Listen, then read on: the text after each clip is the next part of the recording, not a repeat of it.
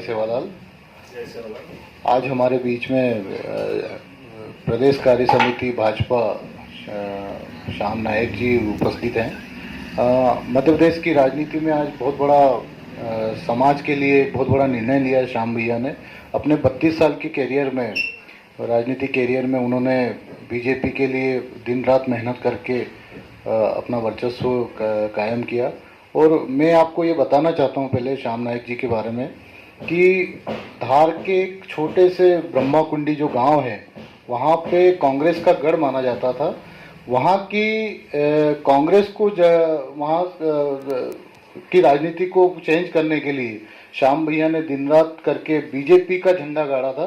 ये मेरे देखने की भी बात है और यहाँ के समाजजनों की भी देखने की बात है। मतलब उन्होंने बीजेपी की तरफ से दिन रात मेहनत करके आज उस समाज को उस लेवल पे बीजेपी के वोट बैंक में डाला है उन्होंने। बट कहीं ना कहीं पीड़ा हुई उनको। आज़ादी के बाद से आज मध्य प्रदेश में एक भी टिकट नहीं मिलना, ये बहुत बड़ी दुविधा की बात है। और इतने बड़े पद पे आने के बाद भी समाज को कोई लाभ नहीं मिल पा रहा है। वो प्रदेश संयोजक भी है विमुक्त जाति घुमक्कड़ प्रदेश के।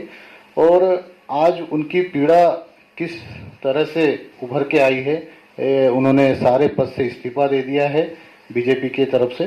तो मैं श्याम नायक जी के थोड़ा सा मैं उनके वक्तव्य सुनना चाहता हूं कि ऐसा निर्णय क्यों लिया उन्होंने।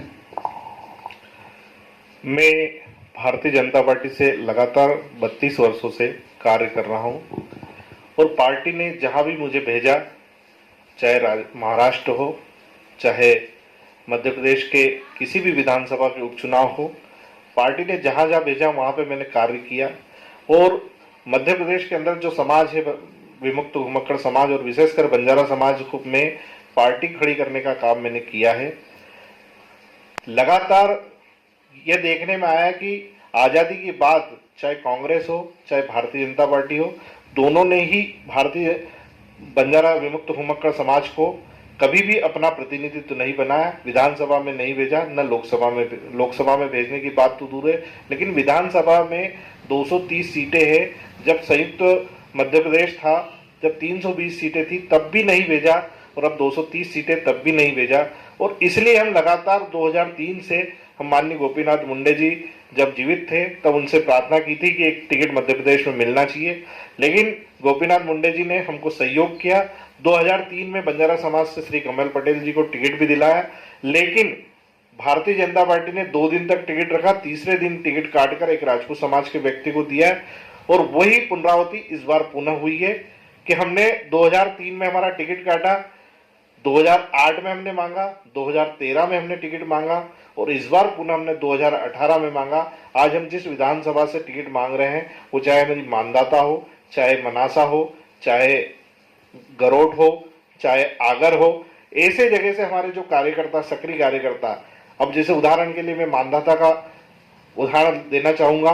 मानदाता में विमुक्त घुमक्कड़ समाज की संख्या करीबन 70,000 के लगभग है, लेकिन केवल वहां पे गौर बंजारा ही 45,000 वोटर से हैं। और उसकी सूची हमने भारतीय जनता पार्टी के प्रदेश अध्यक्ष से लेकर प्रदेश में संगठन में जहां जहां हमको बात रखना थी वहां हमने रखी। और वहां से हमने एक योग्य उम्मीदवार जो संघ के तृतीय वर्ग शिक्षित श्री चेतराम नायक जी को, जो 2008 से लगातार उस क्षेत्र में प्रयत्नशील हैं और समाज, किसी भी वर्ग का समाज हो, संघ के माध्यम से, और उनके पिताजी पार्टी के विधायक प्रतिनिधि, सांसद प्रतिनिधि के नाते उस क्षेत्र में लगातार अपनी सेवा दे रहे हैं। उसके बावजूद पार्टी ने उस व्यक्ति को उम्मीदवार नहीं बनाते हुए 2003 में जिस नरेंद्र तोमर को उम्मीदवार बनाया था, जो बुरी तरह हारा था, उसको पार्टी ने पुनः उम्मीदवार बनाया। आज दुख होता है कि मध्य प्रदेश में बंजारा समाज, विमुक्त घुमक्कड़ समाज की 46 विधानसभा ऐसी जो निरंतर कहीं कहीं परिणाम को प्रभावित करती है, लेकिन पार्टी ने उस बात पर भी ध्यान नहीं दिया। आज अगर पार्टी उस बात को ध्यान देती तो निश्चित रूप से भारतीय जनता पार्टी के वोट बैंक में इजाफा होता। एक टिकट देने से जो परिणाम परिवर्तित होने का जो वो था, वो निश्चित रूप से परिणाम प्रभावित होता और भारतीय जनता पार्टी में चौथी बार सरकार बनती। लेकिन जब हम पार्टी में इतने दिन से सतत काम कर रहे हैं, लेकिन पार्टी जब खुद ही नहीं चाहती कि चौथी बार सरकार बने, तो आखिर ऐसे पद पर बने रहने से क्या फायदा, जो समाज को भी नुकसान पहुंचा रहा है और हमें भी अपने कार्य में आनंद नहीं आ रहा हो। और पार्टी कहीं न कहीं लग रहा है कि पार्टी जो संगठनात्मक क्षमता थी वो नीचे कम होती जा रही है। इसलिए मैंने अपना पार्टी से जो दायित्व था मेरे पास उससे और पार्टी की सक्रिय सदस्यता से मैंने अपना इस्तीफा भारतीय जनता पार्टी के प्रदेश संगठन महामंत्री माननीय श्री सुभाष भगत जी को ईमेल करके मैंने अपना इस्तीफा भेज दिया है।